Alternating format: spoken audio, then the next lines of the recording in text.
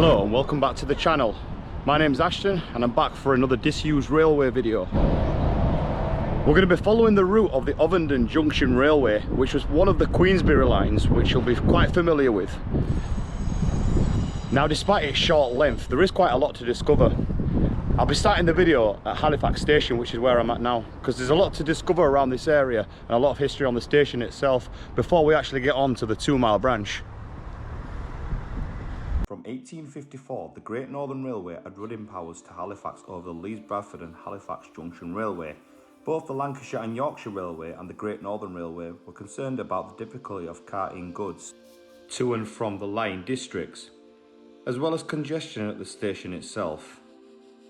The Ovenden Valley northwest of the town was such a significant source of traffic, and the branch line there would potentially assist. A company was formed in 1863 to build a railway along Thornton Valley to connect Halifax with Keighley. At the time, this was considered to be a very ambitious project, and during its time in Parliament, the scheme was much reduced in scope.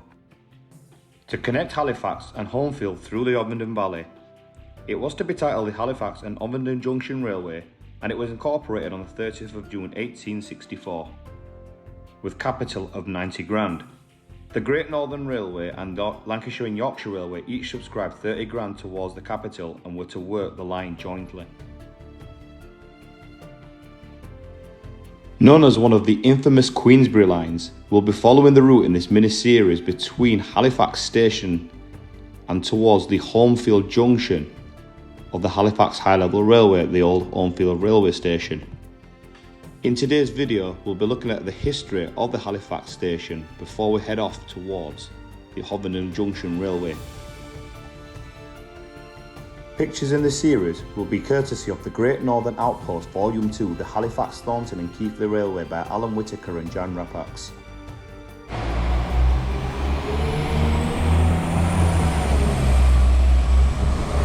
So I'm currently inside Halifax station. Now, before we head on to the Ovenden Junction line, I want to show you around the history of this station, because there is a lot about it. Now, originally the station wasn't located on its current site. It was opened originally in 1844 on July the 1st, and it was located slightly to the west of where the current station is, and it was known originally as Halifax Shawshike.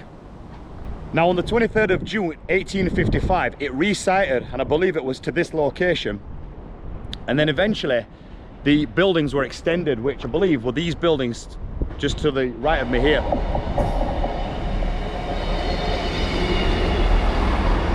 Now, there's no pictures that I can find of the original station, but I'll pop a map up and I'll show you the location of where it was, because Shawshike, I believe, was just over that way. And just in front of me, you got the site of Eureka, which is on the spot of where the extended line was.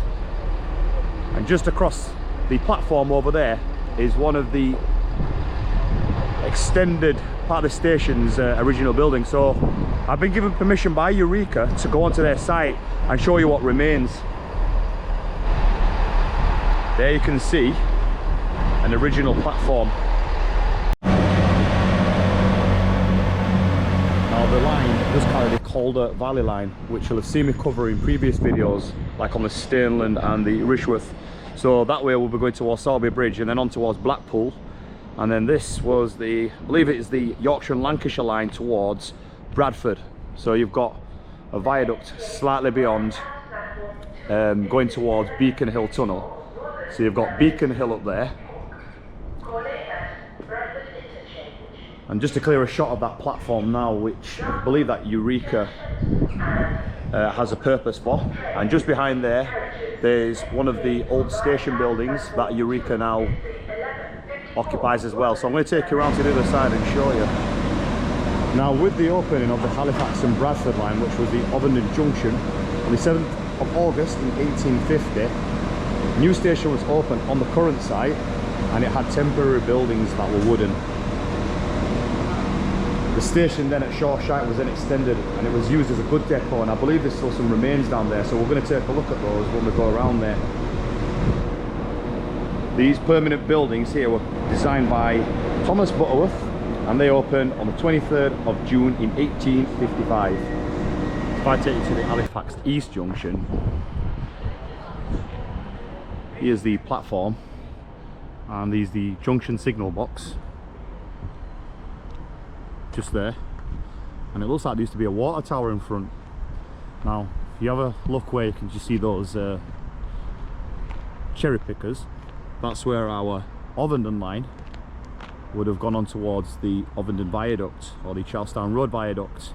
So the line from to Ovenden would have gone from behind the bridge there where that platform is, made its way around and branched off just adjacent to the sidings. That signal box doesn't look like it's in operation. This picture shows how the station used to look back in its heyday. Before the car park on the Eureka site was built, you can see the Ovenden Junction line where we'll be continuing throughout the series, just going behind here towards the Charlestown Road Viaduct.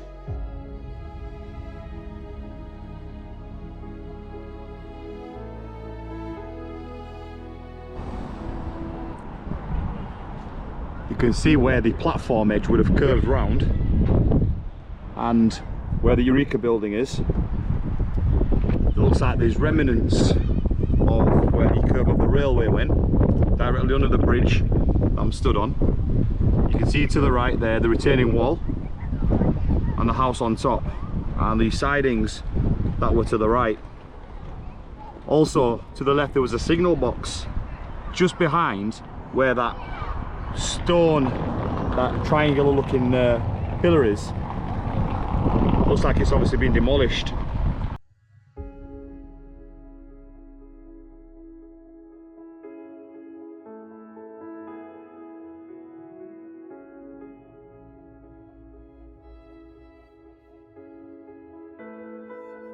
This building here was part of the original station, so it was the original station frontage. It is now owned by Eureka. It's quite a nice building, this. You can see no movement in there. Now, I believe here was part of the original platform, because our line that we're going to be focusing on would have branched off towards Queensbury, well, Holmfield, towards Queensbury, right from here. Now there is a photograph showing where the branch started, so between right here,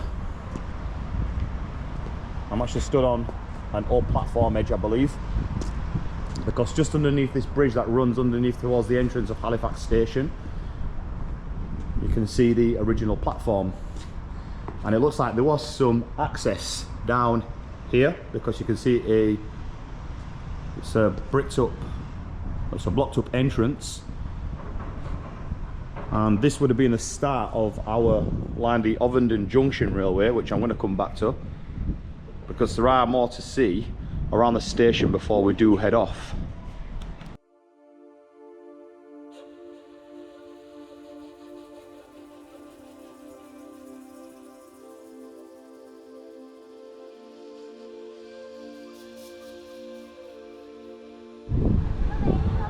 So what we're looking at here is the current site of Eureka, and to the left up there you would have had some kind of entry onto a platform coming down into the centre just here.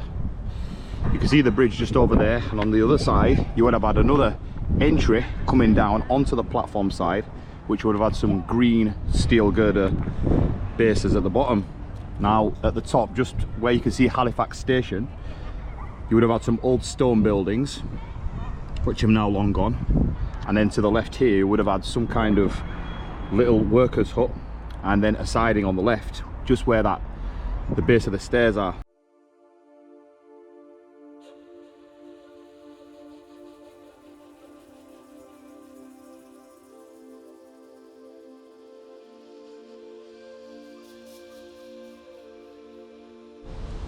So there's a view of the old station, and here you've got the Eureka site, which is just here. Now to the right of me here, looks like here we've got another potential entry into the other side of the station. Now if you do know, please leave a comment, but I'm not sure what that was. It looks like a doorway. It's obviously been fenced off, so if you do know what that is, please leave a comment.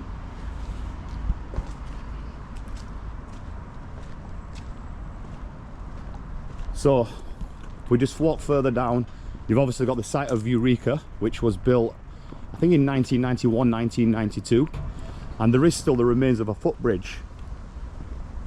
You can see the retaining walls that are just here. Now this area would have been a massive goods siding, so you've got the Eureka spot there, so nice stone side walls, and you can just see the original footbridge, or there's a footbridge just down here. Now you can see on this late 19th century map all the sidings that were down here. Now there are still some original station buildings that still remain, some goods depots. So that building over there, so we'll take a closer look at that when we get there. Now here's that original iron bridge, which still remains. You can actually walk on there. There's another view of the bridge from the other side. And then just here we've got the remains of what used to be, I believe according to the maps, this was one of the original goods sheds. So what we're going to do now is I'm just going to walk you a little bit further to the east of Halifax station. Now around this whole section here would have been another mass load of sidings. You can see the remainder of those bridges there, and there is a building that's marked on the 1900s OS map, which I believe that building is still there. So I'm going to go down there and see where I think it is. Now all this here, there'd have been a mass load of railway sidings, literally nothing left but just a car park.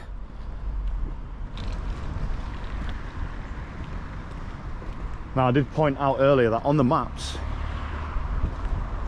you can see there is a building. Now this building is still here and it looks original. It's been gated up, so I'm not sure what the purpose of the building has been used for. I wonder if it was an old storage building, but it's still here. Chimney on it, so I'm guessing there was a fire in there. So I wonder if it was to house the workers, or if it was some kind of staff room. But it's still here, still intact, but it's been fenced up. So like I say, if you do know exactly what this was, please leave a comment. You've got the doorway there, and another boarded up doorway, and the windows are all boarded up as well.